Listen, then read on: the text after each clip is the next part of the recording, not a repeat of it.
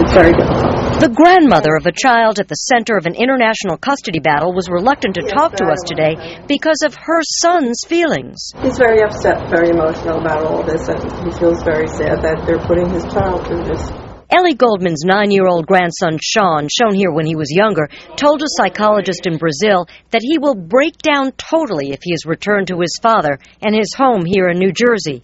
In a videotaped statement given to a court considering his return, Sean said, quote, "I want to stay here in Brazil."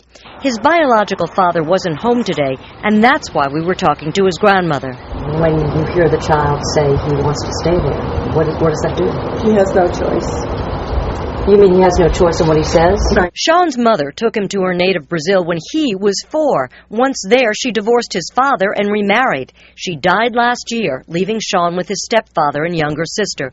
When asked about his memories of New Jersey, Sean said, quote, "It was cold." Psychiatrist Peter Harris says the decision shouldn't be based on what a child says. It's very difficult for a child to make that decision because of their maturity, their age, their understanding of what they're being asked to do. I certainly think courts should inquire about a child's opinion, but still courts should be trying to do what's in the best interest of the child, not what the child wants. Lawyers for the family in Brazil argue that uprooting the child is wrong, but Harris says kids are adaptable.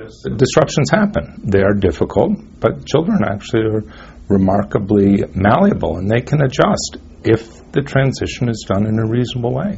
For the Goldman family, the waiting continues. They clearly believe that Sean belongs here in New Jersey with his father and are hoping that ultimately the court makes that decision. In Ocean Township, New Jersey, Barbara Nevins Taylor, Fox 5 News.